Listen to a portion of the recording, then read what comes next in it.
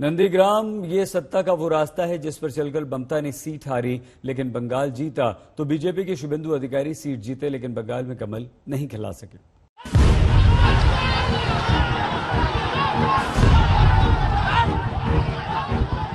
नंदीग्राम का संग्राम खत्म होने के बजाय बढ़ गया।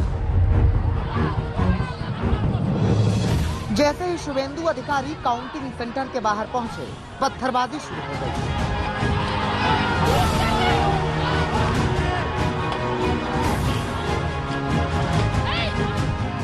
टीएमसी के आक्रोशित कार्यकर्ताओं ने शुभेंदु अधिकारी की गाड़ी पर पत्थर बरसाना शुरू कर दिया। शुभेंदु अधिकारी जान बचाकर भागे।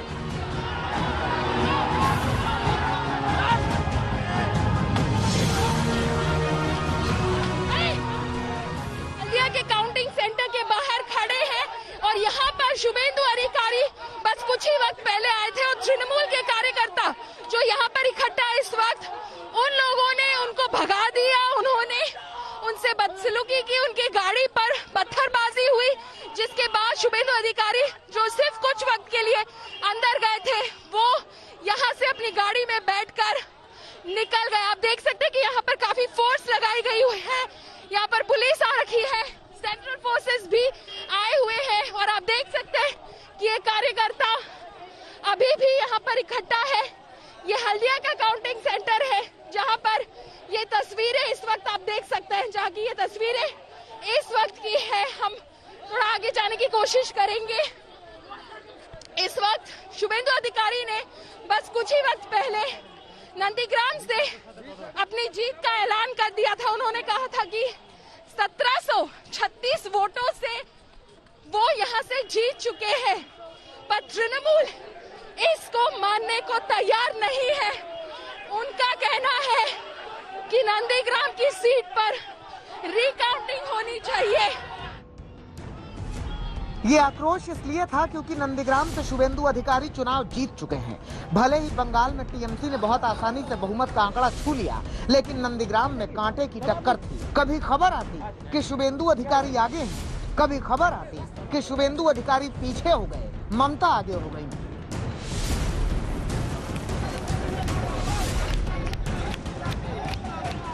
एकदम 2020 के सुपर ओवर टाइप मुकाबला था, लेकिन वोटों की गिनती खत्म हुई तो मालूम चला कि शुभेंदु अधिकारी नंदीग्राम से चुनाव जीत चुके हैं। उनका चुनाव जीतना एक ऐतिहासिक जीत में तब्दील हो चुका है।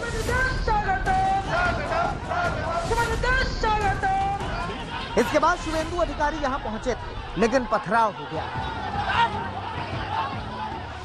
पथराव के बाद बीजेपी के नेताओं ने ममता बनर्जी को जीत की बधाई तो दी ही, मगर साथ में निवेदन भी किया कि प्रदेश में अराजकता पर वो लगाम लगाएं, क्योंकि कहीं आगजनी हो रही है, कहीं पत्थरबाजी हो रही है।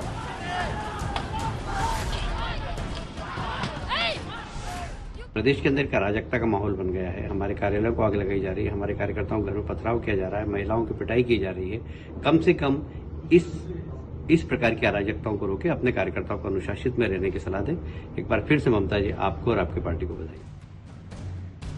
इधर ममता बनर्जी को भी यकीन नहीं हो रहा था कि वो नंदीग्राम से चुनाव हार चुकी हैं। बंगाल में बीजेपी को करारी शिकस्त देने वाली ममता बनर्जी जब सामने आई तो सीधे कहा कि नंदीग्राम में वो फिर से काउंटिंग चाहती हैं। ममता बनर्जी ने कहा कि वो नंदीग्राम को लेकर कोर्ट का दरवाजा खटखटाएंगी। उन्हें भरोसा ही नहीं है कि नंदीग्राम में सब कुछ ठीक हुआ है। कोरोना ने जिंदगियां छीनी, जो जिंदा हैं उनके सांसों को घोटकर उनकी जान ले ली। लेकिन कोरोना से कहीं ज्यादा खतरनाक हमारी सरकारों का रवैया है, सिस्टम का खामोश हो जाना।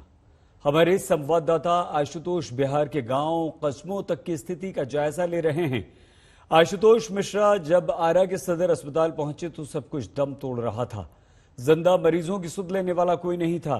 आईसीयू में अस्पताल बना दिया गया था।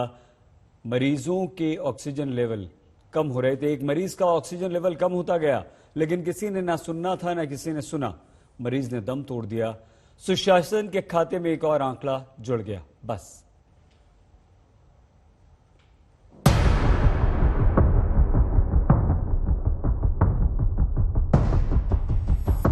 एक मरीज है, उनकी हालत एकदम खराब हो रही है सर। उनका ऑक्सीजन जो है 40 के नीचे आ गया है। तो आप कुछ कीजिए ना, जल्दी से एक डॉक्टर भेजिए ना जल्दी से। नेबुलाइजर किसको लगाना था? सर मेरे मरीज को नेबुलाइजर लगाना है।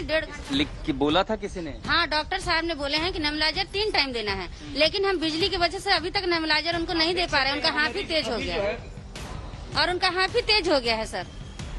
नेबुलाइजर देने से उनके जो ये चेस्ट का है वो उसमें आराम मिलता है। कौन है आपके? वो मेरे हस्बैंड है।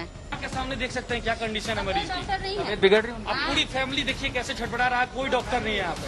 आप बताइए। मल्टीपल टाइम रिक्वेस्ट कर दिया और मल्टीपल टाइम मतलब ये बच्चा गया है ऊपर में, बट कोई आने 5 बजे सुबह की बात है। ड्यूटी पर डॉक्टर कौन है? नर्स आप लोग हैं यहाँ पे? नीचे लाइट क्यों नहीं है? लाइट खराब है। एक पेशेंट की हालत वहाँ क्रिटिकल हो रही है, एक को नेबुलाइजर देना है, कैसे देंगे? ऊपर से हम लोग को ऊपर से जब ओपन करेंगे तब ना हम लोग इसका यूज करेंगे। खुला नहीं है अभी? कब से ताला बंद है? ये तो जब से डेट ऑफ ज्वाइनिंग ताला बंद है। कितने दिन हो? करीब 8 महीना। 8 महीने से बंद है ये ताला। इसमें क्या क्या मशीनें हैं? वेंटिलेटर है और मॉनिटरिंग मशीन है। कितने लोगों की जान बचाई जा सकती है इससे? बेड एक बार में 3 कम से कम? बेड तो 3 है लेकिन वेंटिलेटर तो 5 है। और ये बंद क्यों है? ये तो मैनेजर जानेंगे, जब से हम लोग आए हैं तब से बंद है। मैडम ऑफ है ड्यूटी डॉक्टर? नीचे लाइट क्यों नहीं है? नीचे नीचे एक पेशेंट क्रिटिकल कंडीशन हो रही है, परिवार वाले तड़प रहे हैं। बात हो गई तो सर बोले कि हम डॉक्टर को भेज रहे हैं। कितनी देर में? इंचार्ज है सर। आप डॉक्टर हैं कि नहीं है? से बात हुआ, डॉक्टर है। आप एक बार देख क्यों नहीं लेती हैं? घर पे मिलेंगे वो, मैनेजर नहीं है यहाँ पे? यहाँ मिलेंगे। गार्ड नहीं मिलेगा, नर्स नहीं मिलेगी। गार्ड से पूछने पर मैनेजर से पूछिए, सिस्टर से पूछने से बोलते हैं कि 4 दिन। सिस्टर नीचे एक आदमी है, उसकी तबीयत खराब हो रही है, आप लोग कुछ कर सकते हैं, देख सकते हैं, एक बार देख लीजिए क्या दिक्कत आ रही है, कोशिश कर लीजिए। वो तड़प रहा है मरीज, आप लोग नर्स ही है ना, एक बार कोशिश कर सकती है, शायद जान बच सकती है। पहले एक आदमी तड़प रहा, उसकी जान बचाने की कोशिश कर रहे हैं। उन्हीं का लड़का है सर। कितना है अभी ऑक्सीजन? अभी ऑक्सीजन लेवल 36 पे चल रहा है। 93 पर हम लेकर आए थे, 93 पर लेकर आए थे। जान लेगा ये लोग। के सदर अस्पताल का आईसीयू कैसा दिखता है देख लीजिए, पानी टपक रहा है, बेड है, कुछ मशीनें पड़ी हुई हैं, यहाँ दवाइयाँ रखी हैं, एक ये वेंटिलेटर जैसी एक मशीन है वो वहाँ दिखाई पड़ रही है, मॉनिटरिंग मशीन दिखाई पड़ रही है। तो ये आप समझ सकते हैं कि ये स्थिति है। नीचे बिहार की जो व्यवस्थाएं हैं कैसी चरमराई हैं। आरा सदर अस्पताल की तस्वीर आपको दिखा दें, इसके भीतर ये प्रतिबंधित इलाका हम नहीं जा सकते, लेकिन मरीज के तीमारदारों को बैठना पड़ रहा है। बेड तो है लेकिन अभी ऑक्सीजन जहां लगी है, एक मरीज की हालत खराब हो रही है। इस समय लाइट नहीं है, लोग कह रहे हैं कि बीती रात से लाइट नहीं आई है, किसी को नेबुलाइजर देना है तो नेबुलाइजर दे नहीं सकते। अस्पताल में न नर्स आया है। बिहार के गांव गांव कस्बों तक कोरोना से लोग किस कदर तड़प रहे हैं और सरकार क्या कर रही है। कोरोना का संक्रमण इस बुरी तरह से फैल रहा है कि जैसे बिहार का सिस्टम अब हाफने लगा। पटना के करीब बक्सर से हमारे संवाददाता आशुतोष की एक ग्राउंड रिपोर्ट।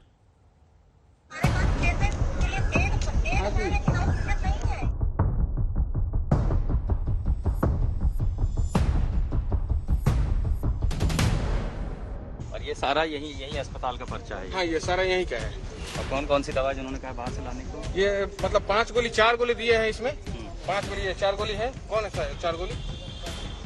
बाकी का बोला बाहर।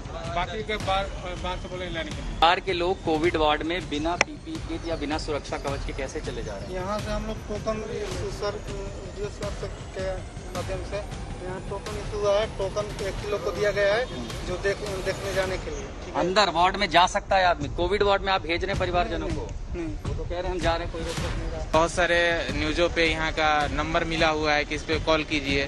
कॉल करने के बाद वही हाल है, नीचे ऊपर से अगर दवा लिखा जा रहा है, नीचे आके मांगने पे मिल नहीं रहा है। दवा नहीं मिलती है? नहीं, दवा नहीं मिलती। वो कह रहे हैं आप सारी दवाइयाँ आप कह रही हैं बाहर से लाने के लिए दवाइयाँ नहीं। यहाँ पे अवेलेबल है, विटामिन सी यहाँ पे अवेलेबल है, किट यहाँ पे अवेलेबल जो मैंने दिया है। उसके अलावा कोई दवा? टैबलेट नहीं है, वो बाहर से लाना होगा। जो मल्टीविटामिन है वो बाहर से लाना जिंक होगा। भी नहीं है यहाँ पे?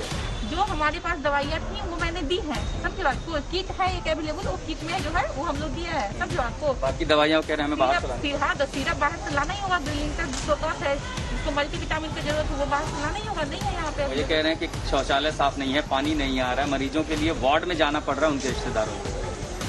देखिए, हम लोग से जितना बन पा रहा है हम लोग कर रहे हैं। यहाँ पे जो भी स्टाफ है उनसे हमें जो भी डॉक्टर और स्टाफ ओवरबर्डन हम सब समझते हैं। आपने ये शिकायत प्रशासन में ऊपर लोगों को बताई है कि ये दिक्कतें हो रही हैं यहाँ पे? मैं अभी पिछले 3 घंटे से मैं राउंड पे थी, अभी मैंने किट खोला है, समझे बात को।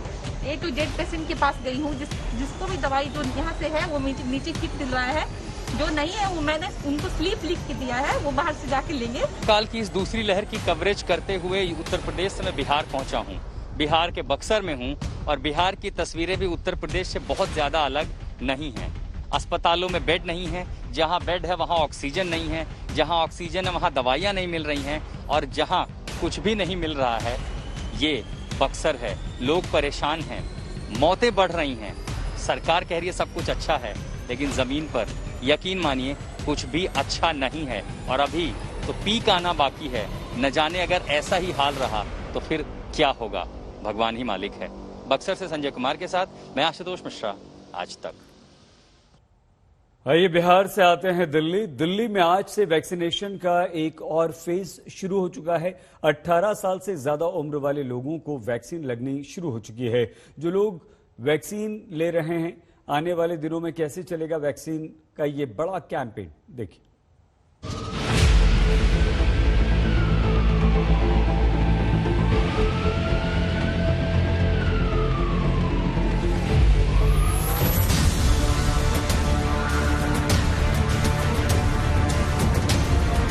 दिल्ली के सेंटरों पर ये लाइन है कोरोना के खिलाफ जंग लड़ने के हौसले और हिम्मत की।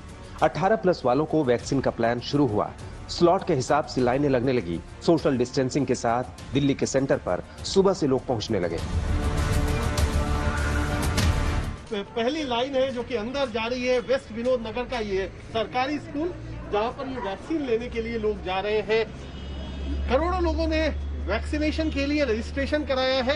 यहाँ पर वैक्सीनेशन की जो व्यवस्था की गई है वो 5 अलग अलग सेंटर में की गई है, और 5 सेंटर में 3-3 कमरों का सेंटर बनाया गया है।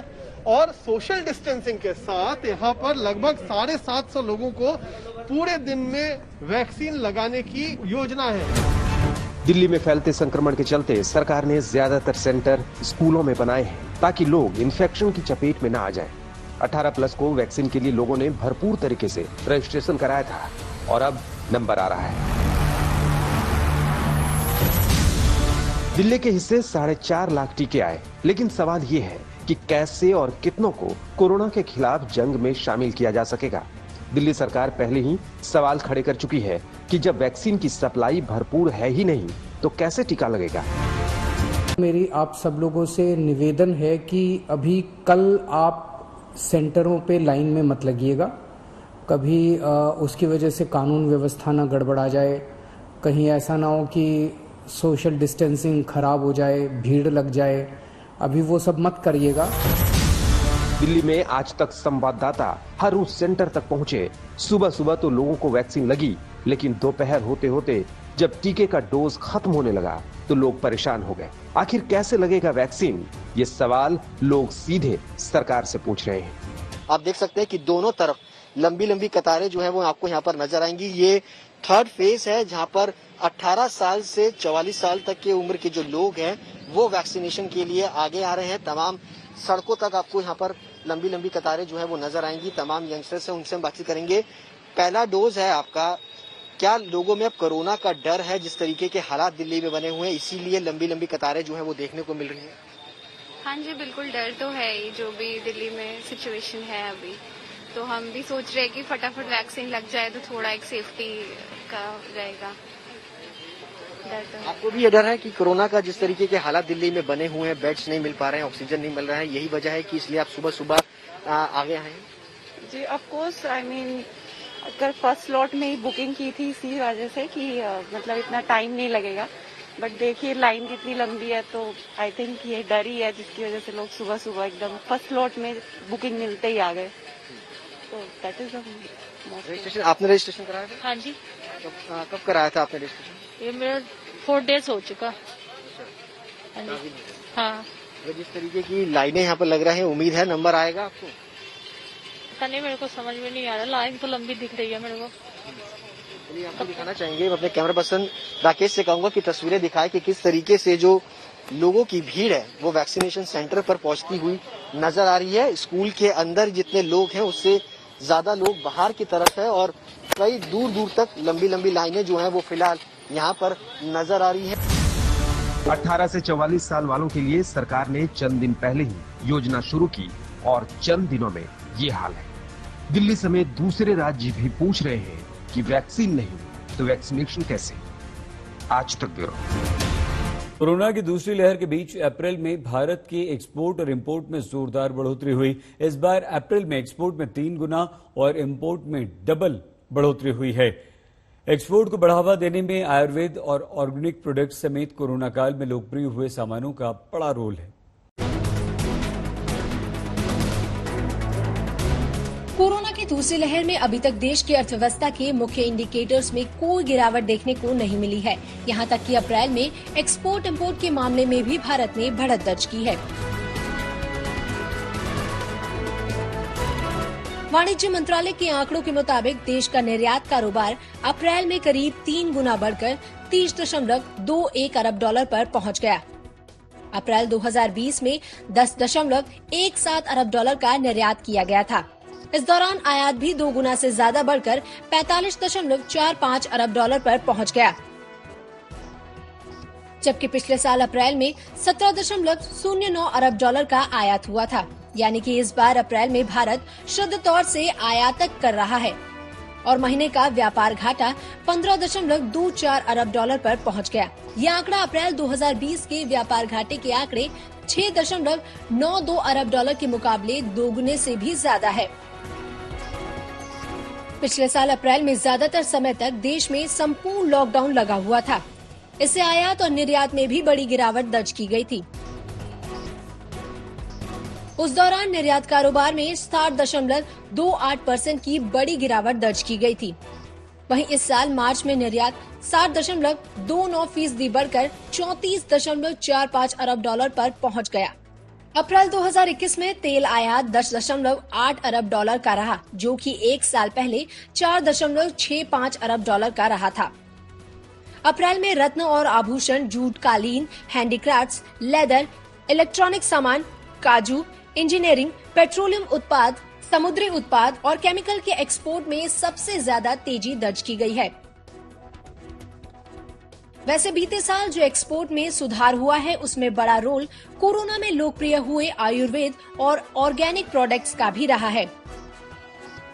आंकड़ों के मुताबिक साल 2020 और 21 में ऑर्गेनिक फूड प्रोडक्ट्स का एक्सपोर्ट 51% बढ़कर 7,068 करोड़ रुपए हो गया।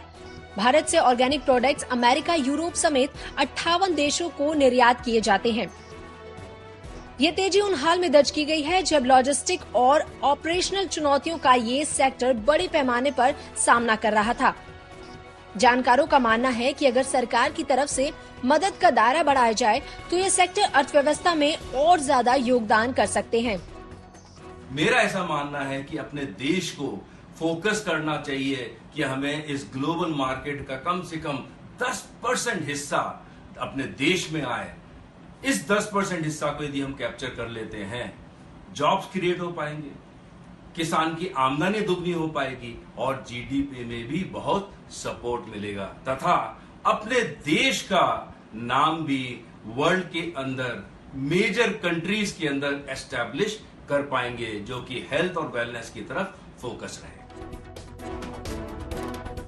कोरोना काल में तो इनकी लोकप्रियता इतनी बढ़ गई है कि अब शादी में भी लोग मेहमानों को रिटर्न गिफ्ट या मिठाई की जगह ऑर्गेनिक प्रोडक्ट्स बांट रहे हैं। इम्यूनिटी बढ़ाने में इनकी सफलता साबित होने के बाद अब ये चलन देखने को मिल रहा है। एक्चुअली हेल्थ से ज्यादा बढ़ के और कुछ नहीं है। So we in fact give them a proper health kit. हमने उनको हेल्थ किट दिया पूरी उनकी फैमिली को। इसके अंदर सैनिटाइजर्स थे, हैंड फेस मास्क था, इम्यूनिटी बूस्टिंग के लिए काफी सारे फूड प्रोडक्ट्स थे। जाहिर है कि भारत के सामने फिलहाल तो कोरोना की दूसरी लहर से निपटने की बड़ी चुनौती खड़ी है, लेकिन हालात सामान्य होने के बाद सरकारों को आत्मनिर्भर भारत और वोकल फॉर लोकल के सहारे भारतीय उत्पादों के निर्यात को बढ़ाने के लिए कोशिश बढ़ानी चाहिए। आज तक ब्यूरो। ऑक्सीजन की कमी को दूर करने के लिए लगातार प्रयास जारी है। विदेशों से ऑक्सीजन के आयात को सस्ता बनाने के लिए कस्टम ड्यूटी में छूट दी गई थी। अब ऑक्सीजन कंसंट्रेटर पर IGST को 28 से घटाकर 12% कर दिया गया। इसमें निजी इस्तेमाल के लिए ऑक्सीजन कंसंट्रेटर खरीदना अब सस्ता होगा। कोरोना की दूसरी लहर का पीक अभी तक नहीं आया है। तमाम कोशिशों के बावजूद सरकार मरीजों की पर्याप्त मात्रा में ऑक्सीजन मुहैया कराने में नाकाम साबित हुई है। हालांकि सरकार की कोशिशों के असर से पहले के मुकाबले इसकी सप्लाई में सुधार आया है। फिर भी पीक के दौरान कितनी ऑक्सीजन की जरूरत पड़ जाए इसका अंदाजा किसी को नहीं है। ऐसे में सरकार ऑक्सीजन से जुड़े तमाम संसाधनों तक लोगों की पहुंच आसान बनाने में जुट गई है। इसी कड़ी में सरकार ने medical grade oxygen, oxygen concentrators और इससे संबंधित उपकरणों के आयात पर कस्टम ड्यूटी माफ करने का ऐलान किया था। अब सरकार ने निजी इस्तेमाल के लिए इंपोर्ट किए जाने वाले ऑक्सीजन कंसंट्रेटर्स पर इंटीग्रेटेड वस्तु एवं सेवा कर यानी IGST में कटौती की है। सरकार ने ऑक्सीजन कंसंट्रेटर्स पर लगने वाले IGST को 28% से घटाकर 12% कर दिया है। ये घटी हुई दर 30 जून 2021 तक लागू रहेगी।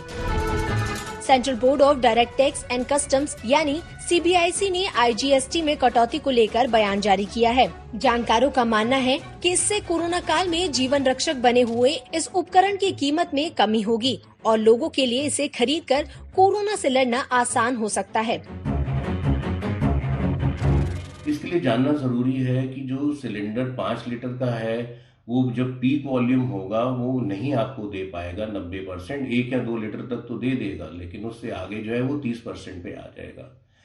जो ऊपर सिलेंडर है 5 से 10 लीटर का है वो भी जो है नहीं आपको दे पाएगा 90% जब फ्लो जो है 5 से ऊपर होता है तो।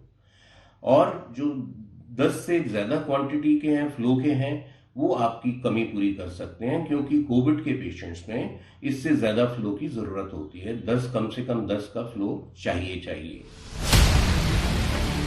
ऑक्सीजन कंसंट्रेटर्स को गिफ्ट के तौर पर पोस्ट या ई-कॉमर्स पोर्टल के जरिए आयात करने की मंजूरी दी गई है। कोरोना के चलते देश में ऑक्सीजन की मांग बढ़ने की वजह से सरकार ने ये फैसला लिया है। वाणिज्य मंत्रालय के मुताबिक गिफ्ट के तौर पर 31 जुलाई 2021 तक ऑक्सीजन कंसंट्रेटर्स मंगाए जा सकते हैं। कई ई-कॉमर्स प्लेटफॉर्म्स पर 27,000 से लेकर करीब 2 लाख में ऑक्सीजन कंसंट्रेटर्स मिल रहे हैं।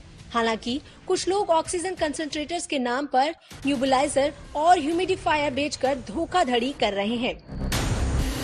ऐसे में जानकारों का सुझाव है कि ऑनलाइन प्लेटफॉर्म से ऑक्सीजन कंसंट्रेटर्स खरीदने से पहले अच्छी तरह रिसर्च कर लेनी चाहिए। ऑक्सीजन कंसंट्रेटर्स का काम करने का तरीका एकदम सरल है। ऐसे में मरीज को कोरोना को हराने के इस सबसे जरूरी सामान की आसान सप्लाई मिल जाती है, जो मरीज को बचाने में कामयाब रहती है। आज तक ब्यूरो।